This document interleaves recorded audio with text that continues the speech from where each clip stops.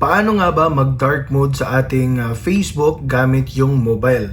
So in this video, yan yung pag-uusapan natin ngayon. Pero syempre, bago natin simulan yung video natin, please pahit ng like, subscribe at ang notification bell dahil araw-araw po kaming namimigay ng free loads dyan sa comment section. Okay? So, open lang natin yung Facebook natin. So, napakasimple lang yung tutorial natin para mag-dark mode sa ating Facebook. So, as you can see, white po yung natin. So, alam naman natin na pag white, medyo masakit din sa mata. Pero, ang gagawin natin is, i-click lang natin tong profile, yung picture natin. Tapos, pwede tayong pumunta sa setting. Pwede natin i-click dito, guys.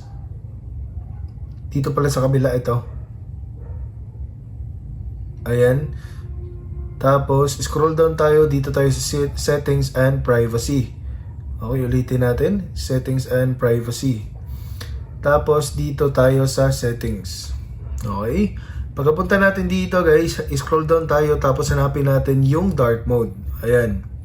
Tapos, makikita natin dito na naka-off yan. Pag ito turn on natin, automatic po na magiging dark na yung natin. So, pindutin natin. Ayan, nag-dark na. So, use system settings. So, kapag pinili naman natin to, will adjust your appearance based on your device system settings. Kapag naka-dark mode yung cellphone mo, tapos pinili mo to, automatic na i-adapt niya rin yung settings na meron yung cellphone mo. So, kapag naka-dark mode yun, automatic na magda-dark mode din yung mobile Facebook mo. So, turn on lang natin para dark mode na tayo. So, balik tayo dito sa profile. Ayan. So, as you can see, naka-dark mode na tayo. So, okay. I hope na nakatulong tong video na to. Please don't forget to hit the like and subscribe.